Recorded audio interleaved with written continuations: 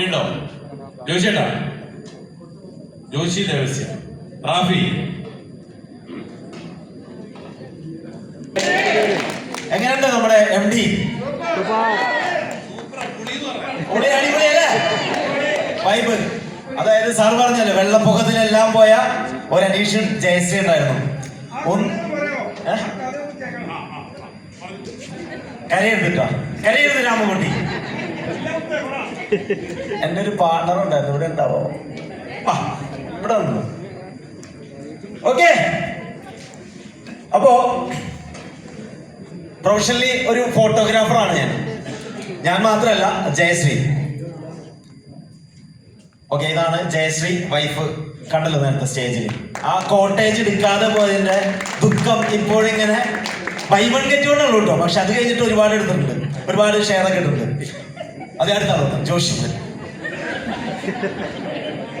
Okay, അപ്പോ അതിനു മുമ്പേ നമ്മുടെ MDയുടെ ഒരു കഥ നമ്മൾ കണ്ടിട്ടുണ്ടാവും, എപ്പോഴും നമ്മുടെ യൂട്യൂബിലൊക്കെ കിടക്കുന്നുണ്ട്. 50 രൂപ ശമ്പളത്തിന് ഒരു ഹോട്ടലില് വെയിറ്ററായിട്ട് ജോലി ചെയ്ത ഒരാളായിരുന്നു ആര്? നമ്മുടെ MD. ചിരിക്കണ്ട. സ്വന്തം ബാബിജിയുടെ ഹോട്ടലിൽ തന്നെ. അതുപോലെ ഒരു ഹോട്ടലിലെ വെയിറ്റർ ആയിരുന്നു ഞാൻ ആദ്യം. അതായത് ആദ്യം പണിയെടുത്ത് തുടങ്ങിയത് കാലി വിറക്കുക, എന്താ പറയണ, കാലി വിറക്കുന്ന വെച്ചാൽ കാലി പ്ലേറ്റ് എടുക്കുക, വെള്ളം കൊണ്ടു കൊടുക്കുക, അതേപോലെ ഓർഡർ എടുക്കുക. അതായത് ഇന്ത്യൻ കോഫി ഹൗസിലായിരുന്നു. ഓക്കെ, ഡൽഹിയിൽ. അങ്ങനെ കുറച്ച് നാൾ ജോലി ചെയ്ത് ഒരു 6 വർഷം കഴിഞ്ഞപ്പോഴേക്കും കല്യാണം ആയി. തിരിച്ച് നാട്ടിലെത്തി. കല്യാണം കഴിഞ്ഞപ്പോൾ തന്നെ അറിഞ്ഞ അച്ഛന് വയ്യ, ക്യാൻസർ ആയിരുന്നു. ആളിങ്ങനെ ഉള്ളിലൊതുക്കി ഇങ്ങനെ നടക്കായിരുന്നു. അങ്ങനെ 3 മാസത്തോളം ഞാൻ ഹോസ്പിറ്റലിലൊക്കെ കൊണ്ടുപോയി. ലാസ്റ്റ് സ്റ്റേജ് ആയിരുന്നു, ചികിത്സിപ്പിച്ചു. ഒന്നും നടന്നില്ല.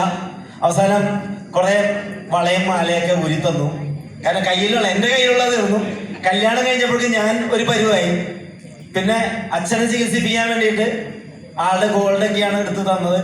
ഞാൻ വാങ്ങിയിരുന്നില്ല, പക്ഷെ ഹോസ്പിറ്റൽ ബില്ല് അത്രയും ഉണ്ടായിരുന്നു. അങ്ങനെ ജീവിതം ആധാരം അച്ഛൻ പണയം വെച്ചിട്ടുണ്ടായിരുന്നു. ഇത് നമുക്കറിയില്ലായിരുന്നു. പക്ഷെ എന്നെ സംബന്ധിച്ചത് എൻ്റെ കയ്യിൽ ഒന്നും ഉണ്ടായിരുന്നില്ല. മൈനസിലാ. കല്യാണം കഴിഞ്ഞ് ജീവിതം കൂടെ ആരംഭിച്ച മൈനസിലാ. ഒരുപാട് ലോണും കാര്യങ്ങളൊക്കെ. അങ്ങനെ തിരിച്ച് ജോലിക്ക് പോയി. അവിടെ ജോലി പോയി 3-4 മാസം കഴിഞ്ഞപ്പോൾ നമ്മുടെ ജോലി പോയി. റിസൈൻ ചെയ്യേണ്ടോ, ജോലി കളഞ്ഞു പോന്നു. പിന്നെ തിരിച്ചു വന്നു. ഫോട്ടോഗ്രാഫി പഠിച്ചാണ് ചെയ്തത്. അതായത് ലൈറ്റ് അടിക്കാൻ പോയി. എന്നോട് ചോദിക്കാ, ലൈറ്റ് പോയി. അപ്പൊ എന്താ വെച്ച് കഴിഞ്ഞാൽ എന്ത് പണിയും ചെയ്യാനുള്ള ഒരു ചങ്കൂറ്റം ഉണ്ടായിരുന്നു. കല്യാണം കഴിഞ്ഞിട്ടൊന്നും ആരും ഇങ്ങനെ പണി പഠിക്കാൻ പോകില്ല. അപ്പൊ കല്യാണം കഴിഞ്ഞിട്ട് ആണ് ജീവിക്കാൻ വേണ്ടിയിട്ട് ഒരു തൊഴിൽ പഠിക്കാൻ വേണ്ടി ഈ എടപ്പള്ളി ടോളിന്റെ അടുത്തൊരു മെൻഡസ് എന്ന് പറഞ്ഞ സ്റ്റുഡിയോ ഉണ്ട്, ആശാൻ ഗോഡ്വിൻ മെൻഡസ്. അദ്ദേഹത്തിന്റെ അടുത്ത് പോയിട്ടാണ് ഫോട്ടോഗ്രാഫിയുടെ ആദ്യ അക്ഷരങ്ങൾ പഠിച്ചത്. അങ്ങനെ ഒരു 2 വർഷം കഴിഞ്ഞപ്പോഴേക്കും എനിക്ക് കോഫി ഹൗസിൽ വർക്ക് ചെയ്തതിന്റെ കുറച്ച് പേയ്മെന്റ് കിട്ടി. അവിടുന്ന് നമ്മൾ റിസൈൻ ചെയ്ത് പോരുമ്പോൾ കുറച്ച് പൈസ കിട്ടും. അങ്ങനെ ആ പൈസ വെച്ചിട്ടാണ് ഞാൻ ഒരു ക്യാമറ സ്വന്തമായിട്ട് വാങ്ങിച്ചു. ഫോട്ടോഗ്രാഫി അങ്ങനെ അറ്റുനോറ്റൊരു ക്യാമറ വാങ്ങിച്ചു. സ്വന്തമായിട്ട് ഫോട്ടോഗ്രാഫി ഫ്രീലാൻസ് ആയിട്ട് ചെയ്തു. കുറച്ച് നാൾ കഴിഞ്ഞ് സ്വന്തം ഒരു സ്റ്റുഡിയോ എന്നുള്ള രീതിയിൽ സ്വന്തം സ്റ്റുഡിയോ സ്റ്റാർട്ട് ചെയ്തു. ജയശ്രീ ഫോട്ടോഗ്രാഫി ഫീൽഡിലേക്ക് തിരിഞ്ഞു, ഡിസൈനിങ് ഫീൽഡിലേക്ക് തിരിഞ്ഞു. അങ്ങനെ 2018 എത്തിയപ്പോ ഒരു കൊച്ചു കാറൊക്കെ വാങ്ങിച്ചിട്ടുണ്ട്. ലോണാണ് കേട്ടോ, ഒരു ഇയോണായിരുന്നു. അങ്ങനെ 2018 വെള്ളപ്പൊക്കം വന്നപ്പോ വീട്ടിലും സ്റ്റുഡിയോയിലൊക്കെ വെള്ളം കയറി. ഞങ്ങൾ 2 പേരും ലോൺ എടുത്ത് വാങ്ങിച്ച ക്യാമറ, ആദ്യത്തെ ക്യാമറയൊക്കെ കൊടുത്തുപോയി. കാരണം വർഷാവർഷം ഈ സാധനമൊക്കെ അപ്ഡേറ്റ് ചെയ്യണം. അങ്ങനെ ലോൺ എടുത്ത് ക്യാമറ, ലെൻസൊക്കെ വാങ്ങിച്ച ഏകദേശം 8 ലക്ഷം രൂപയോളം വന്നു. മുദ്ര ലോൺ, പ്രധാനമന്ത്രിയുടെ ഒരു മുദ്ര ലോണിന്റെ ഒരു ഇതുണ്ടായിരുന്നു. 8 ലക്ഷം രൂപയോളം ലോൺ എടുത്ത് വാങ്ങിയ ക്യാമറ, സകല ഒക്യുപ്മെന്റ്സ്, കല്യാണം കൊടുത്തിട്ടില്ല, കുറെ വർക്കുകൾ അടക്കമുള്ള കമ്പ്യൂട്ടർ അടക്കം എല്ലാം വെള്ളപ്പൊക്കത്തിൽ പോയി നശിച്ച് ആകെ ജീവിതം വഴിമുട്ടിയ അവസ്ഥ. തിരിച്ച് ബാങ്കിൽ പോയിട്ട് കാലടിച്ചു നോക്കി എന്തെങ്കിലും തിരിച്ചിട്ടോന്ന് അറിയാൻ, ഒന്നും കിട്ടിയില്ല. പുതുതായിട്ട് ജീവിതം തുടങ്ങുകയാണെങ്കിൽ എനിക്ക് അറിയാവുന്ന പണി ഒന്നുള്ളൂ, ഫോട്ടോഗ്രാഫി. അതിനൊരു ക്യാമറ വീണ്ടും ലോൺ എടുക്കാൻ വേണ്ടി ബാങ്കുകാരോട് കെഞ്ചി നോക്കി, ലോൺ തന്നില്ല. അവസാനം എങ്ങനെയോ കുറച്ച് അവിടുന്ന് ഇവിടുന്നൊക്കെ അസോസിയേഷന്റെ കുറച്ച് ആളുകളൊക്കെ ഹെൽപ്പ് ചെയ്ത് കുറച്ച് പൈസ കിട്ടി. അതിൽ നിന്ന് പതുക്കെ ഒരു ക്യാമറ തട്ടിക്കൂട്ടി. പിന്നെ ബജാജിന്റെ കുറച്ച് ലോൺ വേറെ എടുത്തു. അങ്ങനെ കുറച്ച് ഒരു ക്യാമറയും കുറച്ച് ലെൻസൊക്കെ വാങ്ങിച്ചു. ഇങ്ങനെ മുന്നോട്ട് പോകുമ്പോ ആണ് കൊറോണ വന്നത്. അപ്പൊ വെള്ളപ്പൊക്കം കൊണ്ട് വീട് മൊത്തം നശിച്ച് ഇല്ലാണ്ടായി പോയി. അതോടൊപ്പം തന്നെ ജീവിത ഉപാധിയായ മറ്റു ക്യാമറയും മറ്റു സകല സാധനവും എല്ലാം നശിച്ചുവെങ്കിലും ഒന്നേന്ന് ഇങ്ങനെ പോരാൻ നേരത്താണ് കൊറോണ വന്നത്. അപ്പൊ പിന്നെ നമുക്കറിയാലോ കൊറോണ എല്ലാവരും നശിപ്പിച്ചതാണ്. അങ്ങനെ കൊറോണ വന്ന സമയത്താണ് പറയാലേ പിന്നെയും ജീവിക്കണം, പിള്ളേരെ പഠിപ്പിക്കാൻ പറ്റില്ല. അങ്ങനെ ഞാൻ എന്ത് ചെയ്തു, മീൻ കച്ചവടം തുടങ്ങി. അതായത് ഹാർബറിൽ പോയിട്ട് മീൻ എടുത്തുകൊണ്ട് വരും. ഞാൻ നേരത്തെ പറഞ്ഞു എന്ത് പണിയും ചെയ്യാനായിട്ട് ഒരു മടിയില്ലാത്തവനാണ്.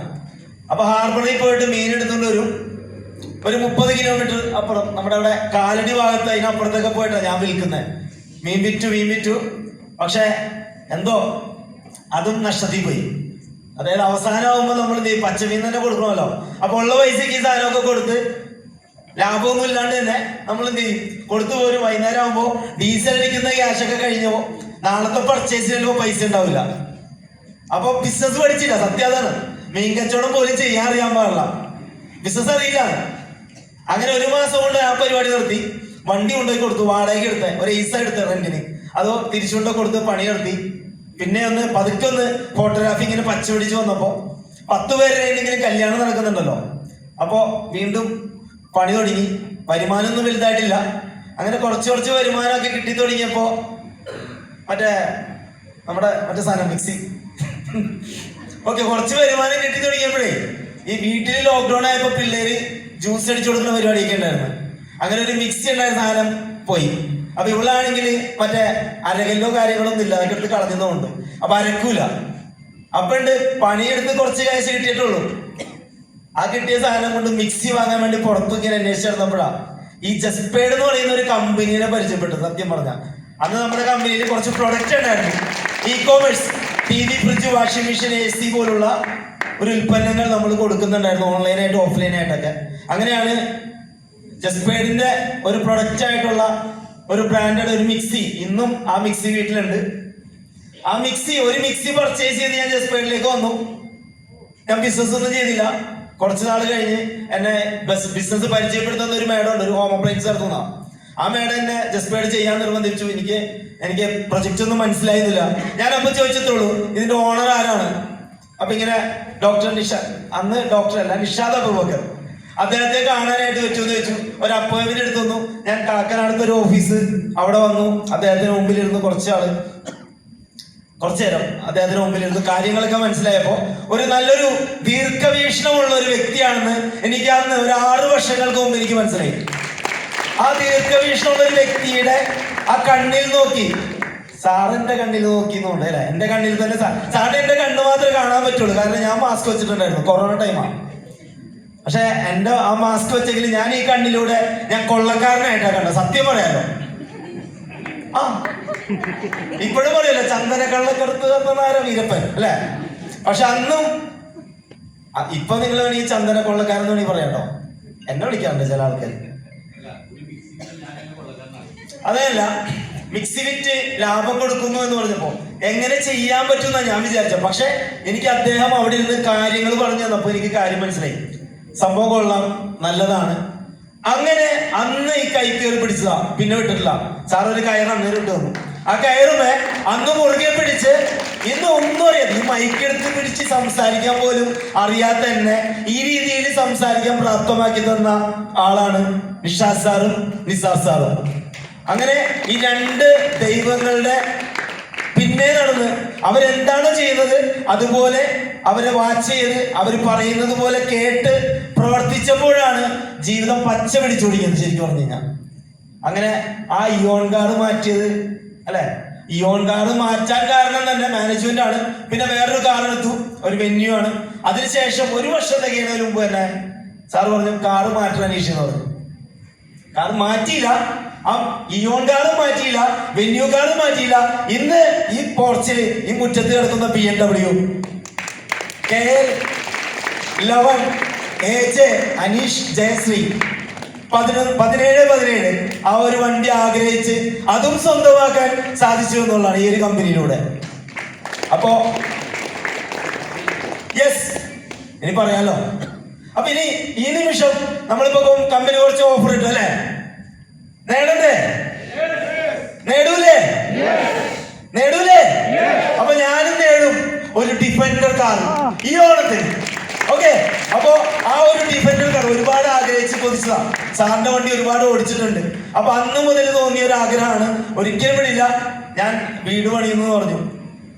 ആ വീട് പണിയാൻ വേണ്ടി സ്ഥലം ഇങ്ങനെ അന്വേഷിച്ച് പോയപ്പോ ചെറിയ കൺസ്ട്രക്ഷൻ ആരംഭിക്കുന്ന സ്ഥലങ്ങളൊക്കെയാണ് നോക്കി കണ്ടത്. ഞാൻ പറഞ്ഞു 3 കാറ് പോർച്ചിൽ കയറ്റിയിടാൻ പറ്റുന്ന സ്ഥലമാണ് എനിക്ക് വേണ്ടത്. അതിന് പറ്റിയ ഒരു സ്ഥലം നോക്കണം. അപ്പൊ അദ്ദേഹം ചോദിച്ചു കാർ ഏതാന്ന് വെച്ചു. ഞാൻ പറഞ്ഞു ഒരു BMW, ഒരു ഇന്നോവ ക്രിസ്റ്റ, ഒരു ഡിഫൻഡർ.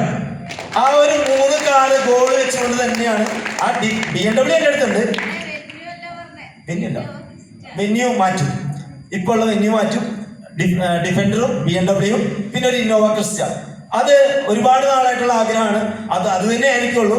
അപ്പോ അതിന് വേണ്ടിയിട്ടുള്ള ലക്ഷ്യങ്ങളാണ്. അപ്പൊ ഇപ്പൊ നമ്മളെല്ലാവരും ഒരുമിച്ച് ഒരു കൊടക്കീഴിൽ നിന്നുകൊണ്ട് ഒരുമിച്ച് പ്രവർത്തിച്ചുകൊണ്ടിരിക്കുകയാണ് ഈ ഒരു കാറിലേക്കുള്ള ഓട്ടം എല്ലാവർക്കും, അല്ലെ? അപ്പൊ ആ ഒരു കാറ് നേടിയെടുക്കാൻ വേണ്ടിയിട്ടുള്ള ആ ഒരു യജ്ഞത്തിൽ ഞാൻ പറയുന്നു കോച്ചബിൾ ആകുക. അതല്ലാതെ വേറെ മാർഗമൊന്നുമില്ല നമുക്ക്. രാവിലെ 8 മണി എന്നുള്ളൊരു സമയം ഉണ്ടെങ്കിൽ, ഞാൻ പറഞ്ഞ 8 മണിയല്ല 7:55 എന്നുള്ളൊരു സമയം ഉണ്ടെങ്കിൽ ആ സൂമിന്റെ ലിങ്ക് ഹോസ്റ്റ് ആയിരിക്കും. വീഡിയോ ഓൺ ചെയ്തിരുന്ന് ഒരു ഡയറിയും ഒരു പേനയും എടുത്ത് എഴുതാൻ നിങ്ങൾ തയ്യാറായാൽ 2 സാറ് പറഞ്ഞ പോലെ 20 കോടി നമുക്ക് നേടിയെടുക്കാം. ഓക്കെ അല്ലേ? Okay, thank you.